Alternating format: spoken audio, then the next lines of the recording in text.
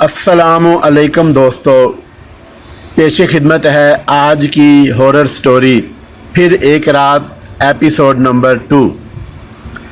किस्मत के खेल कितने निराले होते हैं। सारी ज़िंदगी हसीन ख़वातीन से दिल लगी करने वाले अंकल शहजाद एक सच्ची आशिक के हाथों दिल के मरीज़ बन गए।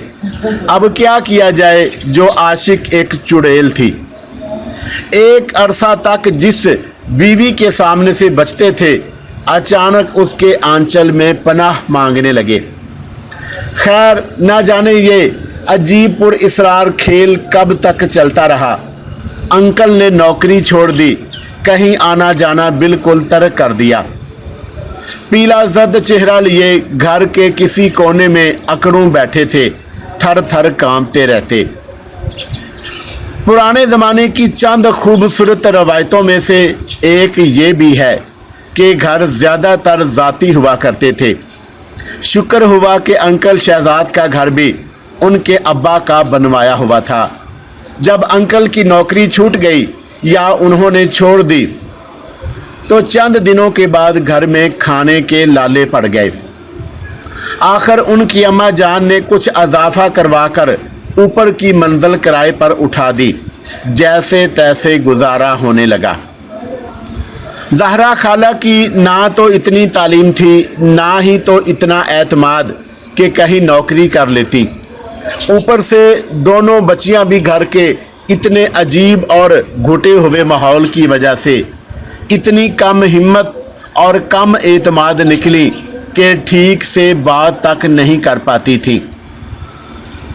ढेर सारे साल गुजर गए। शहजाद अंकल की अम्मा आखिरकार दुनिया छोड़ गई। बच्चियां बड़ी हो गईं। शहजाद अंकल के ऊपर आशिक मखलूक का इश्क ला हासिल भी आखिर मद्दम हो ही गया। अब वो हर वक्त उनके पास नहीं होती थी, बल्कि कभी कभार अपने महबूब के दर्शन करने के लिए तशरीफ़ लाया करती थी। खैर ये सारी राम कथा तो वो है जो मैं अपने बचपन से सुनता चला आया हूँ। मगर अब मैं असल बात की तरफ आता हूँ। ना तो मुझे किसी चुड़ैल पर यकीन था, ना अंकल शहजाद के इस परो पैंगड़े पर कि वो इस कदर लाचार और कमज़ोर हो चुके हैं कि कोई काम ही नहीं कर सकते, ना तो नौकरी ना ही कोई घर के काम। मैंने सालों से उनको घर में मौजूद अखबार और किताबों का मुताला ही फरमाते देखा था। रात को टीवी के आगे विराजमान हो जाते। लोग कहते हैं कि उनकी हालत बरसों बहुत बुरी रही है, मगर अब तो वो बिल्कुल सेहतमंद लगते थे हर एतबार से। उनका कहना था कि शदीद खौफ ज़दा रह रहकर उनके असाब जवाब दे चुके हैं और वो कोई काम कर ही नहीं सकते। मैं बरसों से उनके घर की हर ड्यूटी देता आ रहा हूँ। उनके घर का हर छोटा बड़ा काम मेरी जिम्मेदारी बना दिया गया है। खैर मुझे कोई एतराज़ नहीं है, मैं उनके बेटे जैसा ही हूँ। मगर अंकल शहजाद और उनका कभी कोई काम ना करना महज एक ढकोसला है। वो अपनी हड हरामी को उस ड्रामे में छुपाते आए हैं, मुझे पक्का यकीन है। हो सकता है बरसों पहले कोई हल्का फुल्का वाकया पेश आ गया हो, जैसे कि अक्सर लोगों के साथ पेश आ जाता है। मगर इतने सालों तक मुसलसल उसी कैफियत में रहना नामुमकिन। हेलो काशिफ भाई, सुमन की सख्त घबराई हुई आवाज़ से मैं भी घबरा गया। हाँ सुमन, क्या हुआ है? खैरियत तो है? वो काशिफ भाई, अम्मी की तबीयत बहुत ख़राब है, बेहोश हो गई हैं। अब्बू ने कहा है कि आपको कहूँ डॉक्टर को ले आएं। मैं ज़हरा खाला की तबीयत का सुनकर खुद भी परेशान हो गया था, मगर अब्बू का नाम सुनकर बुरी तरह तप गया। तो मौसूफ डॉक्टर को बुलाने की जहमत भी नहीं करेंगे। मुफ्त का नौकर जो मिला हुआ है। खैर खुद पर कंट्रोल करके सुमन को तसल्ली दी। रात के 1:30 बज रहे थे।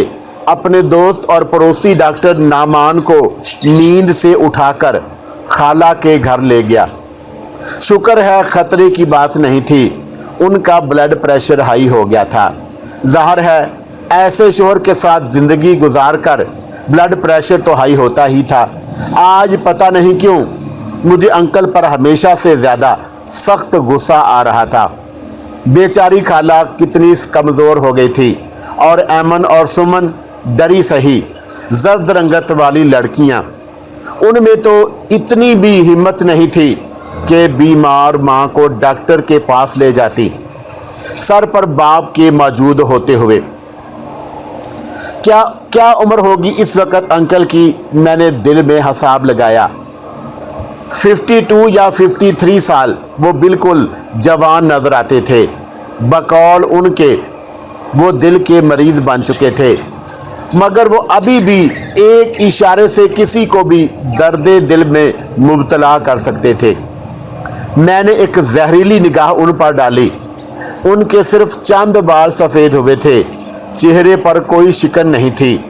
मेरे साथ बैठे वो यकीनन मेरे बड़े भाई लग रहे होंगे, मुझसे कहीं ज़्यादा वजीह बड़े भाई। काशिफ भाई, आप आज यहीं रुक जाएं प्लीज़, अम्मी की तबीयत ठीक नहीं है, डर लग रहा है, सुमन ने अल्तजा की। मैं वैसे तो अक्सर यहाँ आता जाता रहता था, मगर रात को रुकना मुनासिब नहीं लग रहा था। मगर सुमन के पेटे पड़े चेहरे को देखकर मुझे तरस आ गया।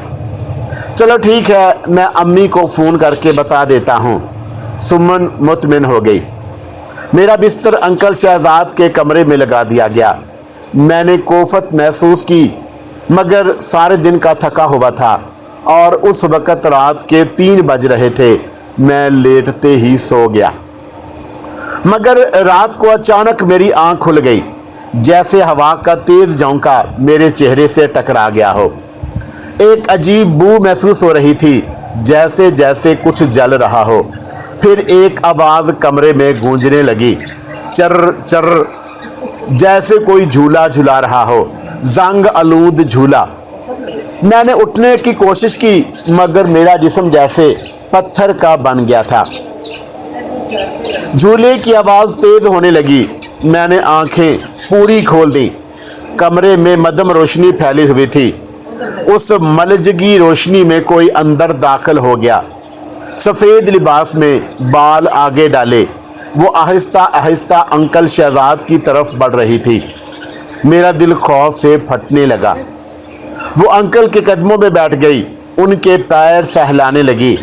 अंकल नींद में कसमसाए। उसने आहिस्ता से अपने मुंह से बाल हटा दिए।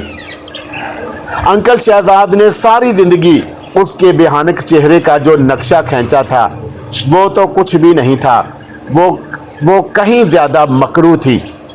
अचानक उसकी सुर्ख आंखें मुझसे टकराईं। मैं डर से कांप रहा था।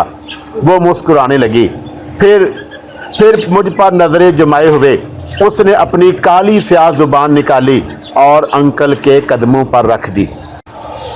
जी दोस्तों, तो आपको मेरी ये कहानी कैसी लगी कमेंट्स करके ज़रूर बताइएगा, और इस वीडियो को लाइक और अपने दोस्तों के साथ शेयर करना मत भूलिएगा। अल्लाह हाफिज़ मेरे दोस्तों, अल्लाह हाफिज़।